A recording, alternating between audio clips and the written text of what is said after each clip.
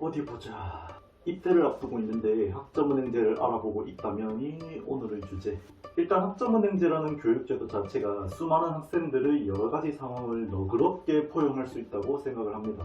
몇 가지 이유를 들어보자면 학점은행제라는 제도 자체가 학기 구분이 굉장히 여유롭고 온라인 수업 기준으로 개강반이 사실상 매달 있다고 봐도 되기 때문에 내가 마음만 먹으면 언제든지 수강 과정을 시작할 수 있죠.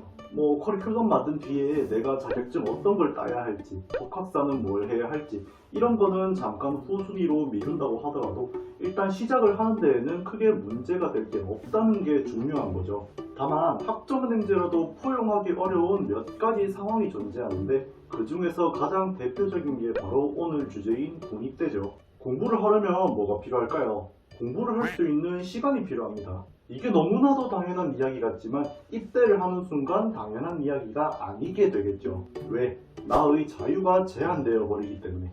자유가 제한되어 버리는 순간 내가 공부를 어떻게 해야 할까가 아니라 공부를 할 수 있을까 없을까 여기서부터 시작을 해야 됩니다. 그래서 입대를 앞두고 학점은행제를 알아보는 학생들은 난감할 수밖에 없는 거죠. 내가 공부를 하면서 공부를 제대로 할 수 있을지 없을지조차도 판단이 안 서거든. 학습 설계는 학생마다 과정이 다 다르기 때문에 이건 잠깐 후순위로 미뤄두고 입대를 앞두고 있는 현재 상황에서 지금 당장 내가 뭘 준비해야 할지 하나씩 차례대로 정리를 해보도록 할게요.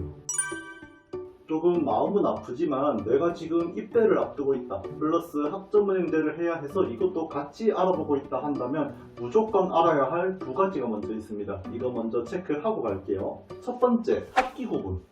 학점은행제 학기 구분은 대학교와는 다릅니다. 입대를 앞두고 있는 학생이라면 누구보다도 학기 구분을 명확하게 잘 알아야 합니다. 그리고 두 번째, 입영 날짜. 이건 제가 학기 구분이랑 같이 설명을 드릴게요. 대학교 개강은 3월에 1학기 개강, 9월에 2학기 개강. 이건 누구나 알고 있는 내용일 겁니다. 자, 그러면 학점은행제에서 학기는 어떻게 구분이 되는가? 처음에 제가 학점은행제는 학기 구분이 굉장히 여유가 있다 했고 개강반도 매달 있다고 했잖아요. 학점은행제에서의 학기 구분은 지금 제가 아래에 적어둔 거 잘 보세요. 2022년 기준으로 2021년 11월 15일부터 2022년 5월 15일 이 사이에 개강을 했으면 이거는 2022년 1학기로 들어갑니다. 그리고 2022년 5월 15일부터 2022년 11월 15일 이 사이에 개강을 했으면 이거는 22년 2학기로 들어갑니다.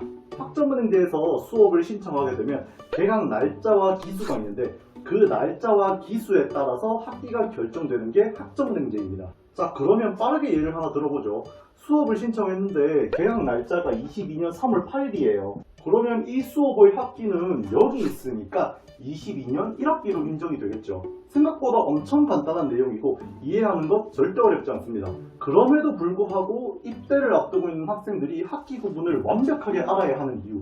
입대하자마자 수업을 들을 수 있을까? 이 질문을 했을 때 대다수의 군필자들은 불가능합니다 라고 대답을 하겠죠. 왜? 처음에 입대를 하게 되면 기초군사훈련, 그러니까 훈련소에서 한 달을 보내게 될 건데 그 기간에 핸드폰으로 하루에 1시간 동안 학점은행제 수업을 듣는다? 불가능한 일이거든. 입대를 하게 되는 순간 한 달 조금 넘는 시간은 아예 공백, 그러니까 아예 수업을 들을 수 없는 상황이 존재한다는 겁니다. 수업을 신청하고 듣고 있는 도중에 입대를 해버리면 한 달간 출석, 그리고 그 기간에 있는 토론 과제 시험이 이게 다 날아가 버린다고요. 이게 학기 구분을 알아야 하는 이유와 뭔 상관이 있냐라고 할 수도 있는데 이것도 예시를 하나 설명드릴게요. 정말 간단한 예시인데 입영 날짜가 4월 10일인 학생이 오늘 수업 신청하려고 하는데 이 학생 22년 1학기 수업 들어갈 수 있을까요? 못 들어가요. 수업이 15주 과정으로 진행되는데 지금 촬영 날짜가 2월 21일, 아무리 빨리 개강해도 2월 말인데 이게 4월 10일 전에 끝날까요? 절대 안 끝나죠. 거기에다가 훈련소 5주 과정 끝나고 나서 5월 15일 전에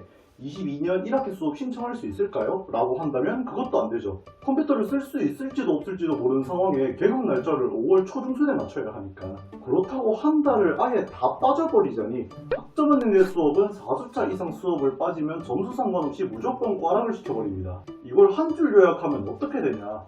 입대를 앞두고 학점은행제를 알아본다면 기본적으로 훈련소 한 달 기간, 그 기간은 나라의 수업 기간과 절대로 겹치면 안 됩니다. 그래서 학기 구분도 명확하게 알아야 하는 거고 입영 날짜도 정확하게 알고 있어야 하는 겁니다.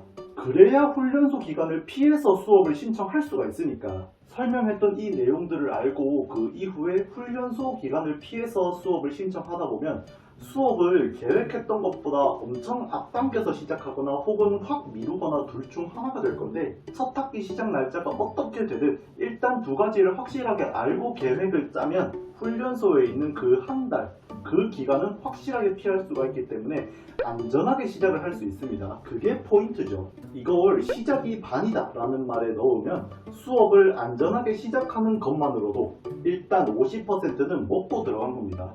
그래서 제가 이 두 가지를 강조한 것이고요. 그럼 이제 이 두 가지를 알고 확실하게 체크함으로써 시작부터 삐걱이지는 않았다고 칩시다. 그러면 이제 나머지 50%는 계획한 대로 잘 될까?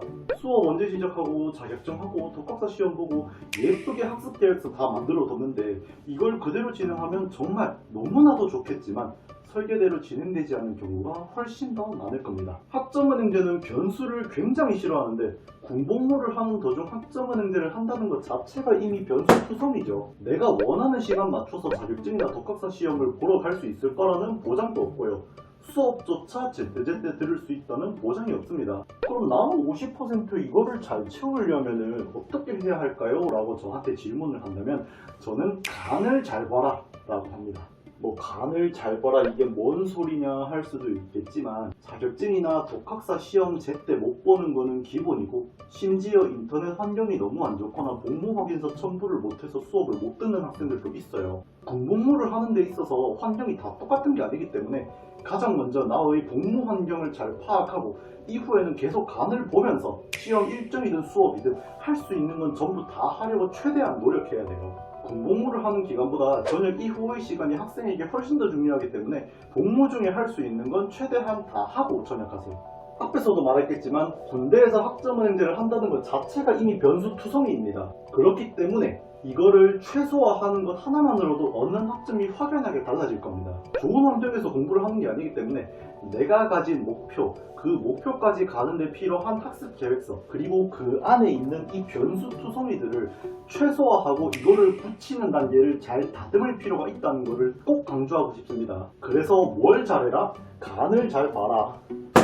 뺄 수 있는 거 다 빼고 학점 가져올 수 있는 거 다 가져오세요. 시작의 50%에 비해서는 이게 적은 내용일 수 있지만 입대 이후에 50%는 군복무 중에 학점을 모으는 단계인 만큼 앞에서 설명드린 내용들 꼭 체크해 주시기 바랍니다. 오늘 영상이 입대를 앞두고 있는 학생들을 대상으로 준비한 것이다 보니까 상황 파악 그리고 제도 이해 두 가지만 설명해서 내용을 전달 드렸는데, 이미 입대를 했거나 아니면 내가 갈 군부대의 환경을 잘 아는 학생들이면 오늘 영상 말고 전에 업로드한 영상 중에 직장을 다니며 학점은행제를 하는 게 쉬울까? 라는 영상이 있거든요. 군복무 중인 학생들을 대상으로 하는 건 아니지만 바쁜 상황에서 학점은행제를 하려면 어떻게 해야 할까에 대해서 설명한 것이다 보니까 지금 현역으로 복무 중인 학생들에게는 이게 더 많이 도움될 겁니다. 그 영상도 같이 참고해 주길 바랄게요. 그러면 오늘 준비해온 내용은 여기까지 하도록 하고, 유익하게 보셨다면 구독은 안 해주셔도 되고요. 좋아요만 한 번씩 부탁드리겠습니다. 저는 다음에 더 좋은 영상으로 찾아뵙도록 하겠습니다. 시청해주셔서 감사합니다.